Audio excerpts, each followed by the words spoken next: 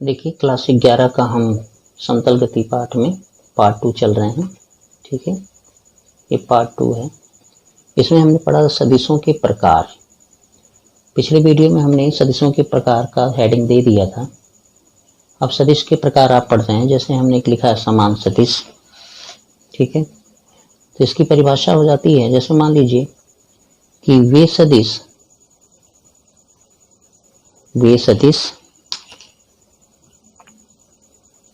जिनका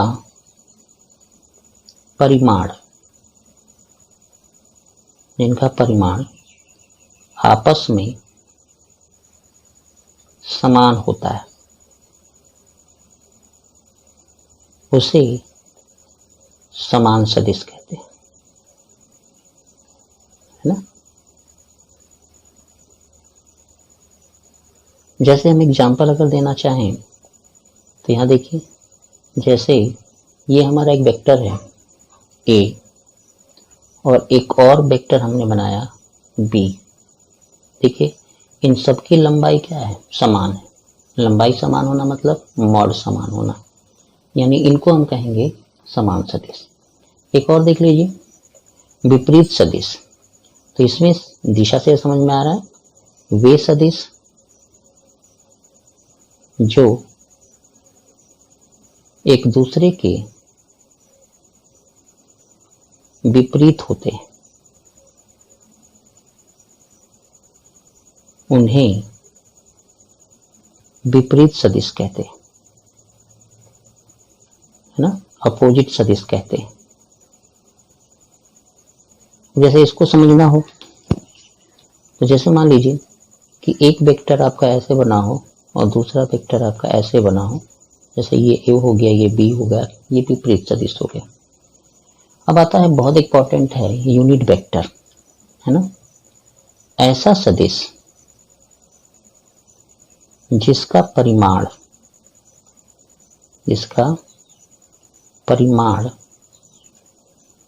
है ना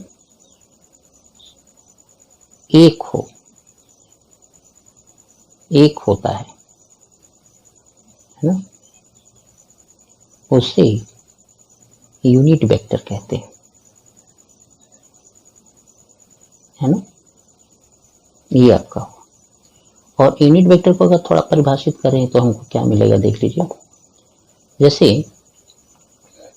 एक कोई वेक्टर है, वो अपने मॉड से बनता है और अपने यूनिट वेक्टर से बनता है। तो हम यूनिट वेक्टर को कह सकते हैं कि ये मॉड ए वेक्टर बटे उसका मॉड, है ना, वेक्टर ए और उसका मॉड। ठीक है, इसका परिमाण एक होता है। जैसे हम एक वेक्टर आपको एग्जांपल में देते हैं जिसका परिमाण एक दिखेगा आपको। जैसे मान लीजिए 1 + 1j + 1k, ये एक वेक्टर है। ठीक है, तो देखिए इनका अगर हम मॉड निकालेंगे तो आपका आएगा 1, नहीं सॉरी, ये 1 नहीं आएगा, केवल 1 ही लीजिए, इसका आएगा आपका 1। ये यूनिट वेक्टर। लंबकोणिक सदिश क्या है, आप ये देख लीजिए। आपका लंबकोणिक अक्षों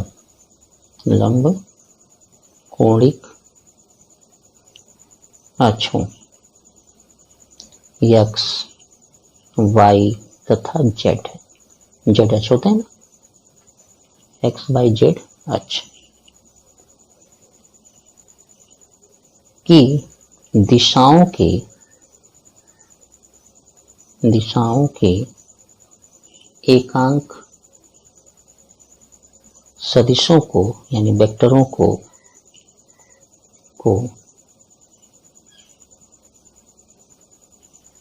क्रमशः हम i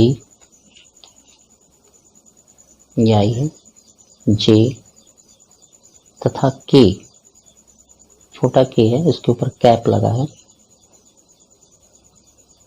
के रूप में लिखा जाता है, के रूप में लिखते हैं। ठीक है। इन्हीं ही लंबकोणिक एकक सदिश कहते हैं।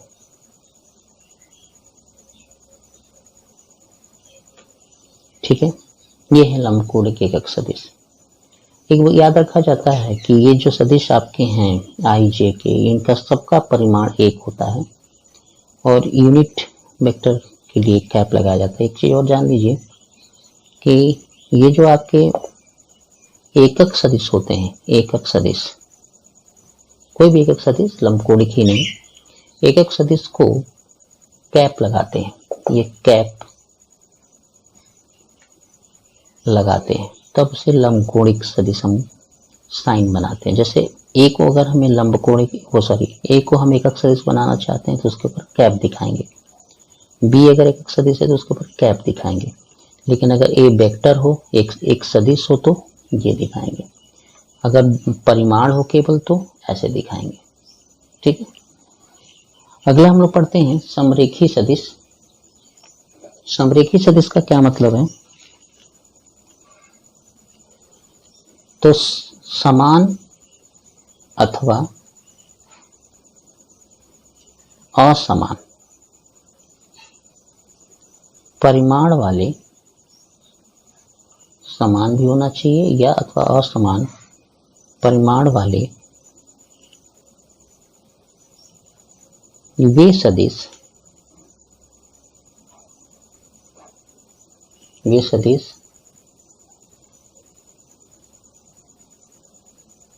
जो परस्पर समांतर हों समरेखी सदिश कहलाते हैं।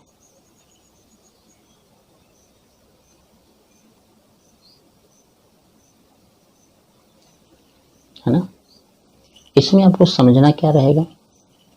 इसमें यह समझना है कि समान परिमाण के हों, यानी समान लंबाई का वेक्टर हो।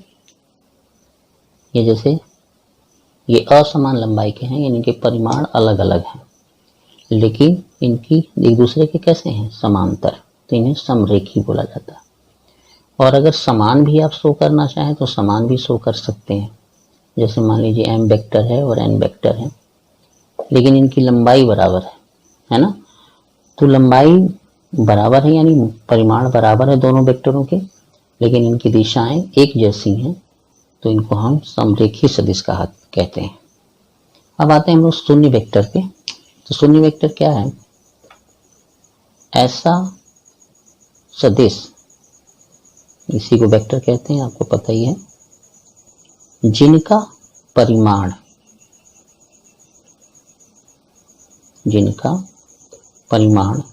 शून्य होता है, उन्हें शून्य सदिश कहते हैं या जीरो वेक्टर कहते हैं। जैसे एग्जांपल आप समझ लीजिए, जैसे हम एक सदिश को लिख रहे हैं जिनका परिमाण आपका 0 है। देखिए, इनका अगर परिमाण निकालेंगे तो वो मान आपका क्या आएगा? 0 आएगा। जैसे मान लीजिए एक सी भी लिखते हैं या 0 के लिख देते हैं तो भी इनका परिमाण आपका 0 आएगा। सदिशों का परिमाण हम आपको निकालने के लिए सोच रहे हैं। जैसे मान लीजिए ये आपकी सदिश है 3i 2j 6k, इसमें i j के परस्पर लंबकोणिक यूनिट वेक्टर हैं, एकक सदिश है। तो अगर इसका परिमाण निकालना हुआ, क्या निकालना चाहते हैं? परिमाण। तो आप करते क्या हैं इसका ध्यान रखिए। जैसे सबसे पहले तो इसकी साइन समझिए कि ए का परिमाण दिखाते कैसे हैं। ए का परिमाण दो ढंग से दिखाया जाता है, आप ऐसे दिखाइए या फिर ऐसे दिखाइए, ये परिमाण है। अब याद रखिएगा कि इसको हल देते हैं जब हम, तो कैसे देते हैं। जो ये i का गुणांक है 3, j का गुणांक है 2, k का गुणांक है 6, तो हम क्या करते हैं कि I का गुणांक का वर्ग, J के गुणांक का वर्ग और K के गुणांक का वर्ग, ठीक है, ले लेते हैं। और ये हमारा जब आएगा तो ये आएगा 9, 4, 36, 36, 4, 40 और 9, 49, यानी हम ये कह सकते हैं 49, यानी A बराबर 7। यानी इस वेक्टर का जो परिमाण है वो कितना है? 7 यूनिट। ये ऐसे निकालते हैं परिमाण। एक और हम दे देते हैं आपको परिमाण के लिए, एग्जाम्पल एक और देते हैं। जैसे मान लीजिए कि एक बी वेक्टर है 3i plus 4j, sorry minus लगाते हैं इस बार आपको। अब इसका बोला कि परिमाण ज्ञात कीजिए, ज्ञात करें, मान लीजिए बोलता है। तो ऐसी स्थिति में जैसे हम अभी बताए थे कि इसका परिमाण अगर शो करना है तो हम इस तरह दिखाएंगे। हम ये भी बताए थे कि जब ऐसा होगा तो I का गुणांक और J का गुणांक आप वर्ग करेंगे अंडर रूट में डाल के, तो ये हो जाएगा आपका 9 और ये हो जाएगा, देखिए माइनस है यहाँ पे, स्क्वायर करेंगे तो प्लस हो जाएगा 16, ये 25, यानी 5, यानी B का परिमाण जो आया वो आपका 5 यूनिट आया। हम इस एग्जाम्पल को देने का एक कारण ये था कि आप सवाल में जो ये माइनस है इसको रख के हल करेंगे, कभी भी परिमाण जो होता है वो निगेटिव नहीं आता। जैसे यहाँ पे 5 माइनस नहीं आ सकता, इसलिए ये हम आपको दे रहे हैं। एक और चीज हम बता देते हैं आपको, एकक सदिश निकालना। जैसे देखिए यूनिट वेक्टर कैसे ज्ञात करते हैं। मान लीजिए यूनिट वेक्टर ज्ञात करने के लिए आता है, ज्ञात करना कैसे होता है। जैसे मान लीजिए अभी एग्जाम्पल हमने दिया था A बराबर 3i 2j और 6k। याद रखिएगा एक बात छोटी छोटी है, ये लंबकोणिक एकक सदिश हैं तो इनके ऊपर एक कैप दिखना चाहिए, ठीक है। अब देखिए अगर हम इसका यूनिट वेक्टर निकालना चाहते हैं तो यूनिट वेक्टर का फार्मूला हमारा ये होता है,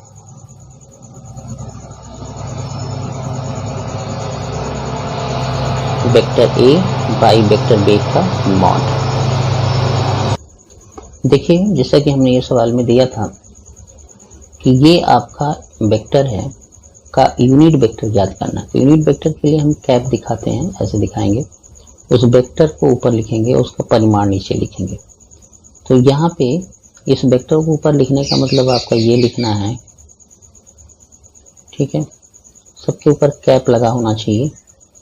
अब देखिए हमने परिमाण निकालने के लिए ये तरीका हमने लगाया था। देखिए ये हम परिमाण निकालना था तो क्या करते थे, यहाँ देखिए I का गुणांक वर्ग, J का गुणांक वर्ग, उसी तरह इसमें भी करेंगे कि I का गुणांक वर्ग हम लेंगे तो यहाँ हो जाएगा, रूट में लिखना रहता है, तो I का गुणांक कितना है 3, 3 का वर्ग हो गया।